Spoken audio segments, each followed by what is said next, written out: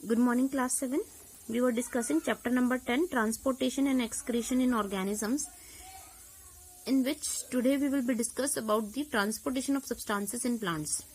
मैंने इसका एक रिव्यू जो है वो प्रीवियस क्लास में दिया था कि कैसे जो है सब्सटेंसेस जो हैं वो प्लांट्स में ट्रांसपोर्ट होते हैं via the vascular tissue and in vascular tissue और the vascular system two tissues are included, that is xylem tissue and the phloem tissue.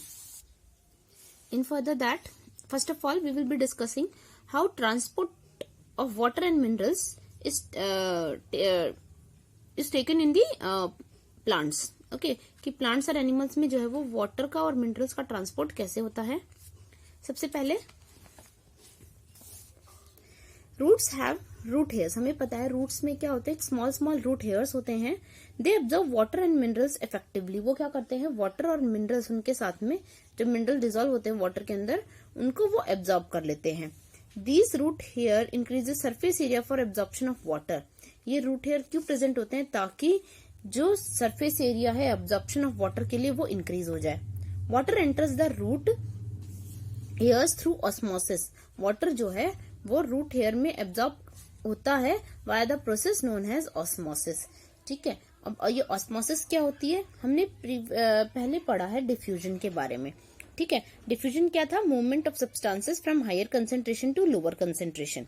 ठीक है, अब इसमें ऑस्मोसिस में क्या होता है, केवल जो हमारा सॉल्वेंट मॉलिक्यूल होता है वो मूव करता है हायर कंसेंट्रेशन से लोअर कंसेंट्रेशन की तरफ through a semi permeable membrane. इनके बीच में एक मेम्ब्रेन होती है, जैसे कि रूट हेयर की मेम्ब्रेन होगी यहाँ पे, और वाटर जो है यहाँ पे सॉल्वेंट की तरह काम कर रहा है, तो वाटर जो है वो हायर कंसेंट्रेशन से लोअर कंसेंट्रेशन की तरफ मूव कर जाएगा. That is from soil into the root hairs. ठीक है, इस प्रोसेस को हम ऑस्मोसिस कहते हैं. ना osmosis is a process of movement of water through a semi permeable membrane, जो कि एक्सप्लेन किया गया अभी. Water moves from the place where they are present in large amount towards the place where they are present in smaller amount. Okay, now water is more outside the root hair in the soil as compared to the solution inside the root hair cells. water क्या होता है, अगर हम लोग root hair के बाहर में देखें क्या है, सॉइल है, तो वहां पे जो है वो वाटर का जो कंसेंट्रेशन है या फिर वाटर जो है वो ज्यादा अमाउंट में प्रेजेंट होता है. ठीक है, as compare to the inside the root hairs. Thus, water moves from soil into the root hair cell through the process of osmosis. इसीलिए वाटर जो होता है वो सॉइल से रूट हेयर के अंदर की तरफ मूव करने लग जाता है. कौन सी प्रोसेस से, ऑस्मोसिस की प्रोसेस के द्वारा. ठीक है, यहाँ पे एक डायग्राम है जो कि यहाँ पे एब्जॉर्प्शन ऑफ वाटर जो है वो शो कर रहा है. यहाँ पे सॉइल पार्टिकल्स हैं ये. ठीक है, यहाँ पे वाटर का कंसेंट्रेशन ज्यादा है और ये हमारे पास क्या है, एक रूट हेयर है, तो इसके अंदर जो है वो वाटर का एब्जॉर्प्शन होता है. ठीक है, ये वाटर मॉलिक्यूल्स है जो एब्जॉर्ब हो रहे हैं. Now from the root hair water passes across root cortex and enters the xylem vessel. Root hair को पास करने के बाद जो है वो वाटर कहाँ एंटर करता है, water that enters into the cortex. Root का जो कॉर्टेक्स है उसके अंदर एंटर करता है, and then after it enters the xylem vessel. उसके बाद वो जाइलम में एंटर करता है. ठीक है, जाइलम टिश्यू जो है उसके अंदर. Cells of xylem tissue are tube like structure.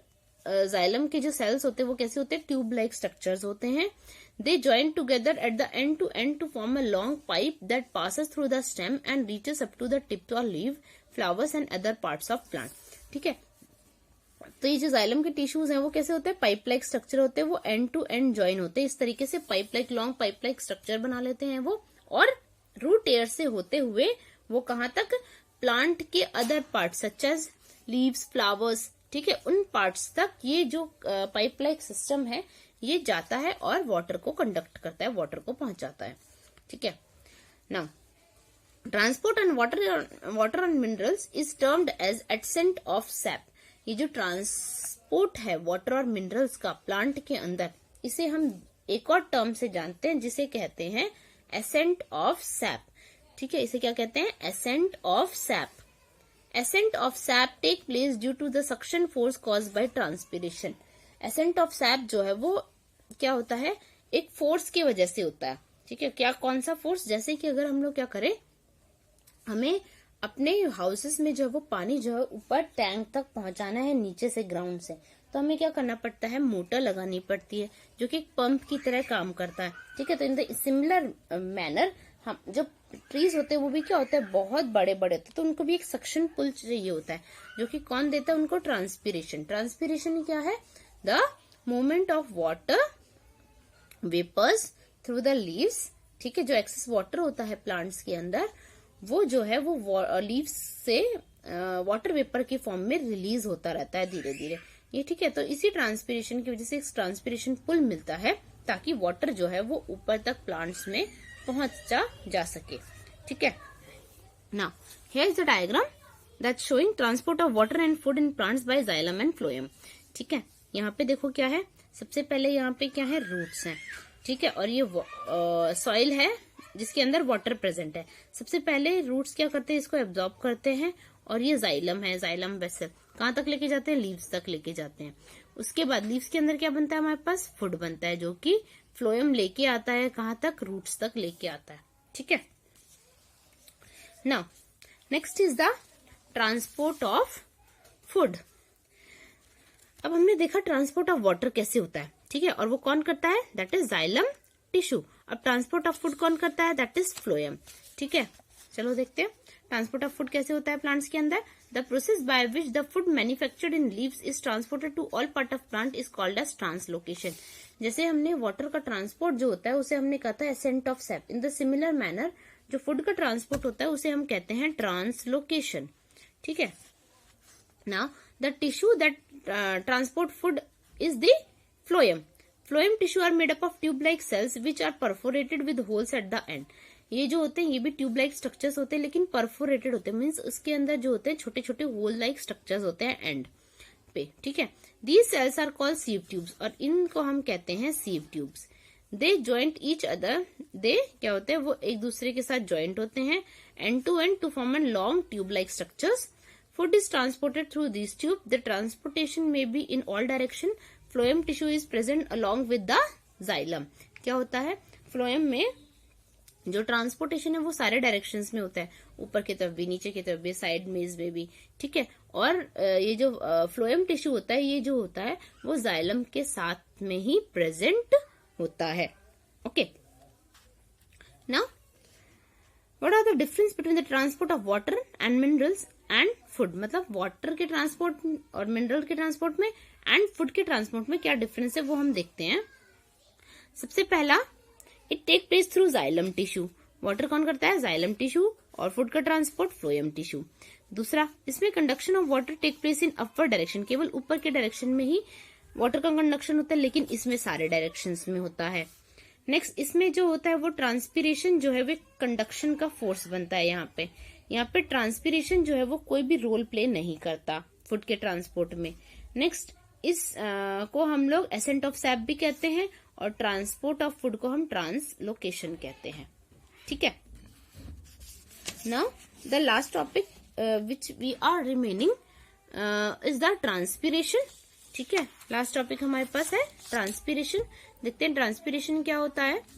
We have already learned that leaves loses excess water in the presence of sunlight as water vapor through the stomata. This process is known as transpiration.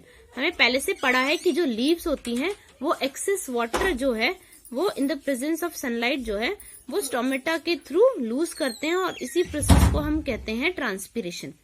Transpiration develops a suction pull in the plant just like we suck cold drink with the help of a straw. जैसे कि अगर cold drink के bottle में हमारे पास cold drink होती है तो हम एक पाइप के थ्रू जैसे उसे सक करते हैं, वैसे ही ट्रांसपीरेशन जो है वो एक सक्शन पुल बनाता है प्लांट्स के अंदर। This force is also so strong that it can pull water even in the tall trees. ये इतना ज्यादा फोर्स हाई होता है, स्ट्रॉन्ग होता है कि टॉल ट्रीज में भी ये वाटर को पुल कर सकता है इतने हाइट तक। Thus it maintains a continuous column water throughout the stem which provides rigidity to the plant. ठीक है, तो क्या होता है, ये कंटिन्यूअस वाटर का जो सप्लाई है, ठीक है, वो मेंटेन करके रखता है। Transpiration also help in cooling the plants. Transpiration जो है वो प्लांट्स को कूल डाउन करने में भी हेल्प करता है, ठीक है। यहाँ पे एक एक्टिविटी है जिसमें दिखाया गया कि कैसे प्लांट जो है वो ट्रांसपीरेशन के थ्रू वाटर लूज करता है। अगर हम क्या करें, हमने एक प्लांट लिया है, उसको हमने क्या किया, पॉलिथीन से कवर कर दिया है, सनलाइट में रखा है, तो हमने बाद में कुछ देर बाद 1 आवर 2 आवर के बाद देखेंगे तो देखते हैं कि उस पॉलिथीन के ऊपर जो है हमें वाटर के ड्रॉपलेट्स मिलते हैं। दैट सीम्स दैट कि वहां पे ट्रांसपीरेशन की जो प्रोसेस है वो प्लांट्स में होती है जो कि लीव्स करते हैं. Okay, so that's was all about the chapter transportation and excretion in organisms. Hope so you had understand the chapter. In the next class we will be discussing the question answers and the exercise. Okay.